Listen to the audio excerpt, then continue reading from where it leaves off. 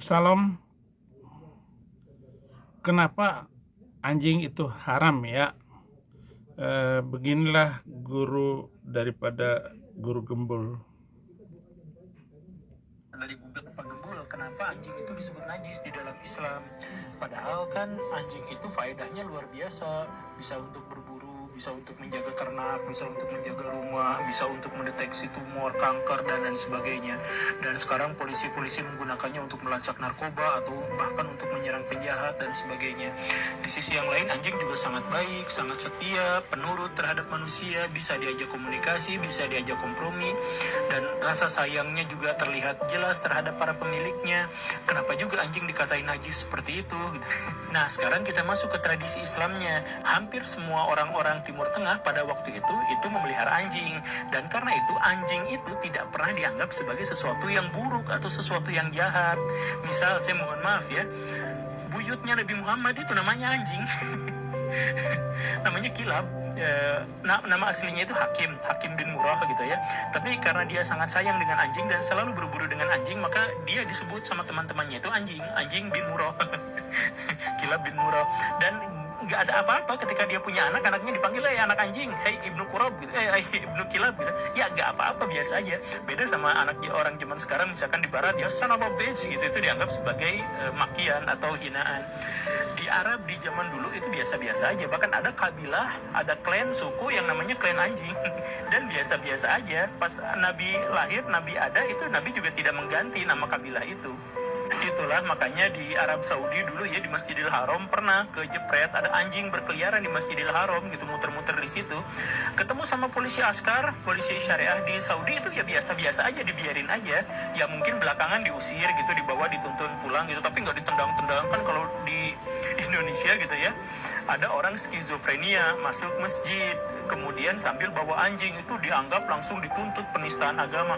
Orang-orang Islam zaman sekarang itu luar biasa. Aduh, gimana ya, saya menyebutnya susah sekali. Jadi baraya di dalam Islam itu orang yang skizofrenia itu, orang yang punya gangguan jiwa itu nggak boleh dituntut. Untung aja dibebasin gitu ya. Nah, di zaman Nabi ya tidak seperti itu. Misalkan ya, Nabi pernah waktu mau foto Mekah, tahu baraya lah ya, bawa pasukan sampai 10.000 orang. Nabi paling depan naik kuda. Nah, di depan ada, di tengah jalan itu ada anjing yang lagi menyusui anaknya beberapa gitu.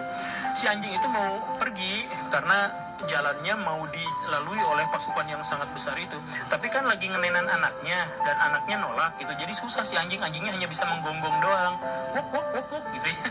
Mirip nggak sih saya sama anjing? Nabi Muhammad ngelihat, aduh, stop gitu.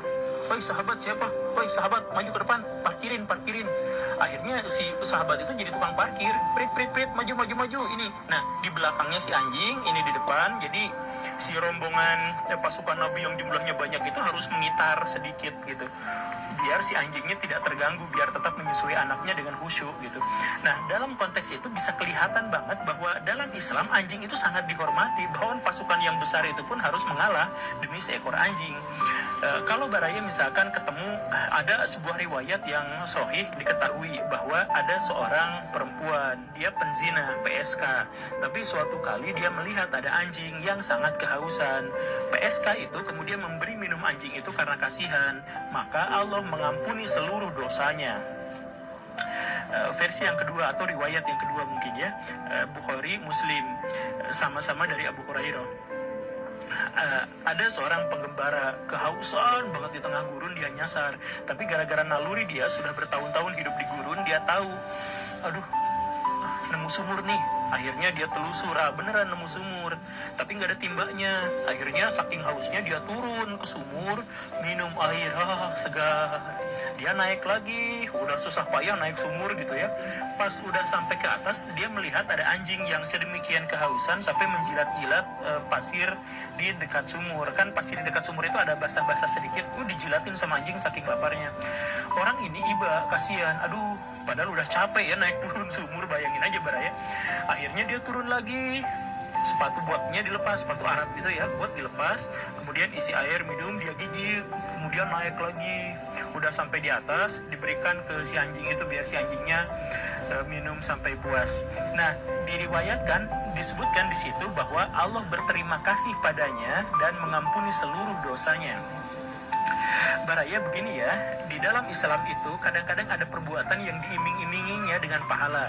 Kalau sholat di sini pahalanya sekian kali lipat, kalau sedekah begini pahalanya sekian kali lipat, dan seterusnya gitu ya. Nah, tetapi Satu, sampai sekarang orang Arab itu memelihara anjing, Pak Guru Gembul.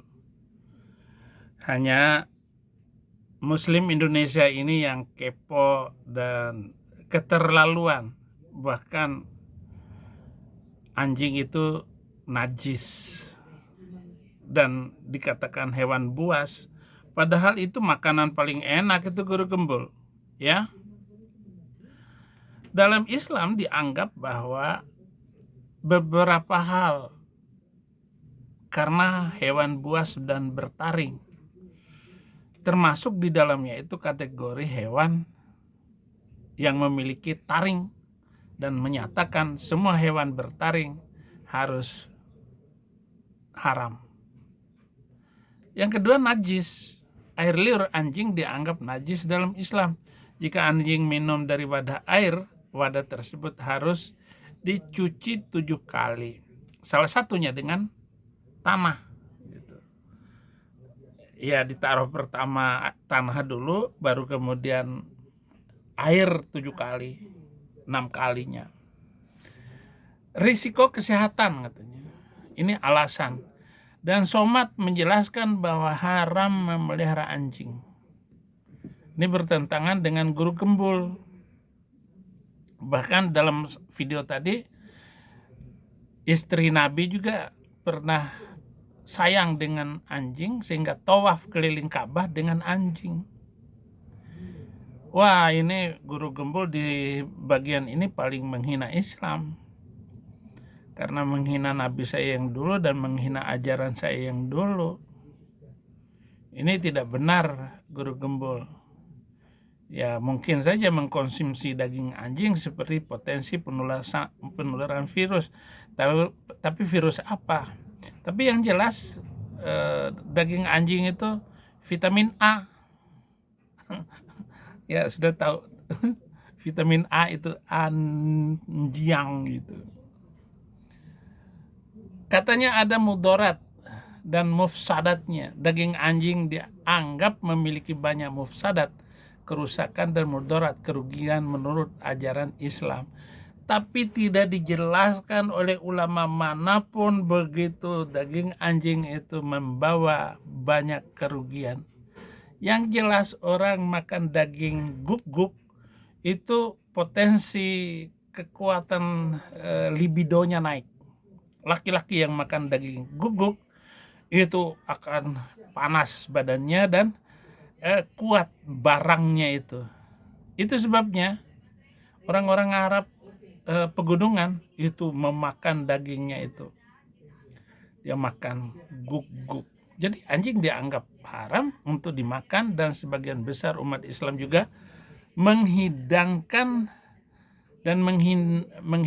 makanan daging guguk itu tidak boleh, dan memeliharanya dengan alasan-alasan tertentu. Tetapi sebagian ulama mengatakan memelihara anjing itu sunnah, tidak masalah di dalam membangun kehidupan yang lebih bagus lagi. Jadi kalau Guru Gembul mengatakan bahwa daging guguk itu enggak enak sekali. Saya sudah merasakannya, dan badan itu langsung badan, dan ada kekuatan bertahan di alam penginjilan. Jadi saya kuat menginjil karena makan guk-guk salah satunya. Enak sekali Guru Gembul. Tetapi kalau Guru Gembul dengan narasi seperti ini, wah, Guru Gembul dimusuhi oleh banyak orang Islam nanti Guru Gembul. Tapi ya bagus juga menurut saya. Terima kasih Guru Gembul. Tuhan memberkati.